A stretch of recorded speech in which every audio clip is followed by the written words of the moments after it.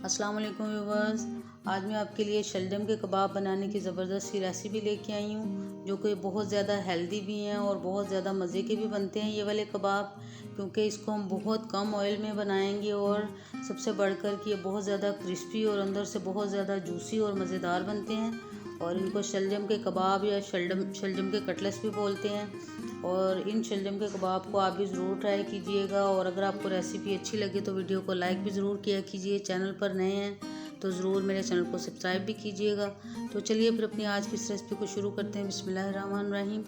और ये कबाब बनाने के लिए सबसे पहले मैंने आधा किलो शलजम ले लिया और उनको छील के इस तरह थोड़ा सा पानी डाल के उसको हाफ़ डन सा बॉईल करना, हल्का सा बस उसको बॉईल करना, बहुत ज़्यादा गला नहीं लेना, क्योंकि थोड़े थोड़े खड़े खड़े अगर हम रखेंगे तो फिर इसके जो कबाब हम बनाने जा रहे हैं वो बहुत मज़ेदार से बनेंगे, टूटेंगे नहीं, बाइंडिंग अच्छी होगी उनको। ये छुरी की नोक की मदद से मैंने इनको चेक कर लिया और बस 5 मिनट के लिए इनको मैंने बॉईल किया है। और अब खूब ठंडा करने के बाद आप देख रहे हैं कि ये सख्त हैं, बिल्कुल नरम नहीं है। तो चलिए अब इनको ग्रेट कर लेते हैं। और इस तरह के ग्रेटर की मदद से मैं इनको ग्रेट कर रही हूँ।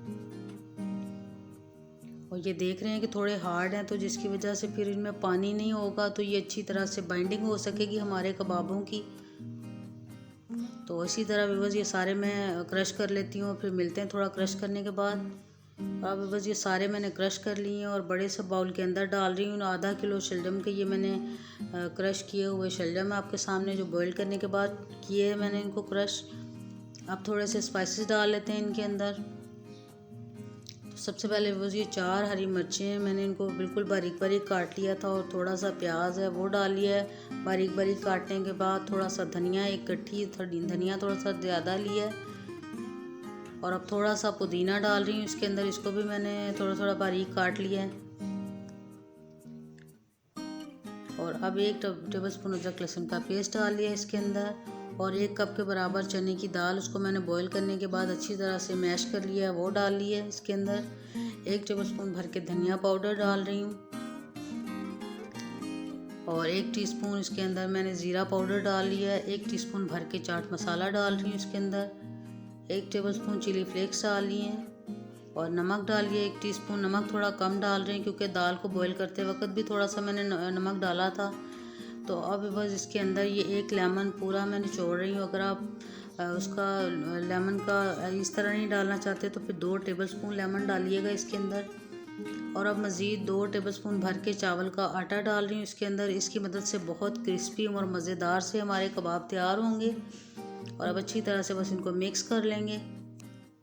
और अब बस इनको अच्छी सी शेप दे लेती हूँ। और शेप देने के लिए इनको मैं गोल शेप नहीं दूंगी, बल्कि ये थोड़ी सी एक चेंजिंग कर ली है थोड़ी सी मैंने इसमें।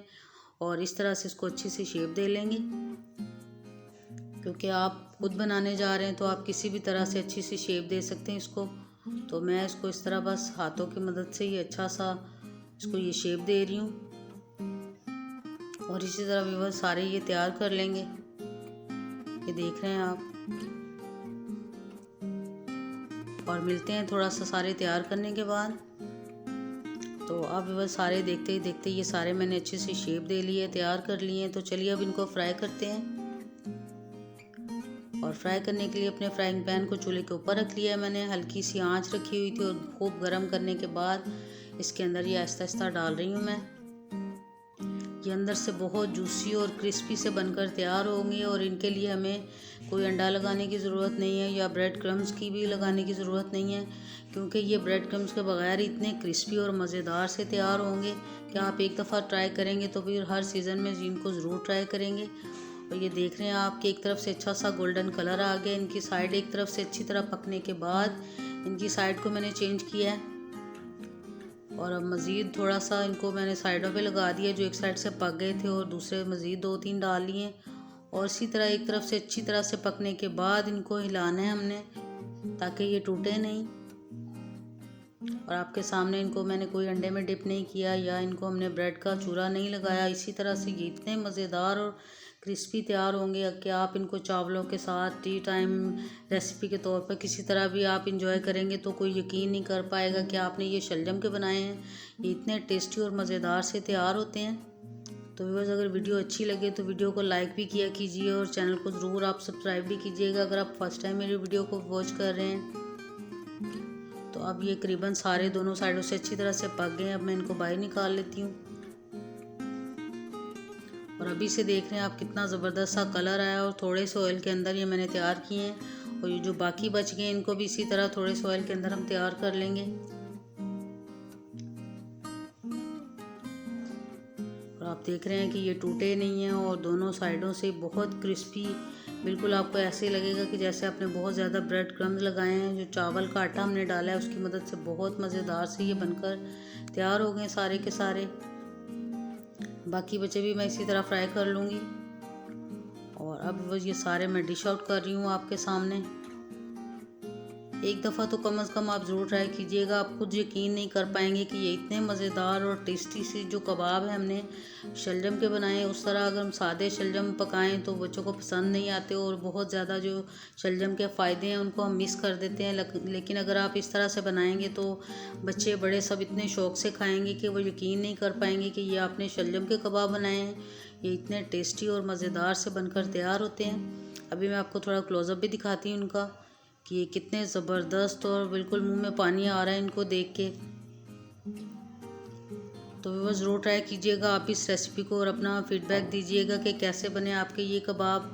उम्मीद है कि आज की ये रेसिपी आपको अच्छी लगी होगी, और अगर बस रेसिपी अच्छी लगे तो वीडियो को लाइक किया कीजिए। चैनल पर नए हैं तो ज़रूर मेरे चैनल को भी सब्सक्राइब कीजिएगा। साथ पे साइड पे लगे हुए बेल आइकन को भी प्रेस कीजिएगा, ताकि हर आने वाली नई वीडियो का नोटिफिकेशन आपको सबसे पहले मिले।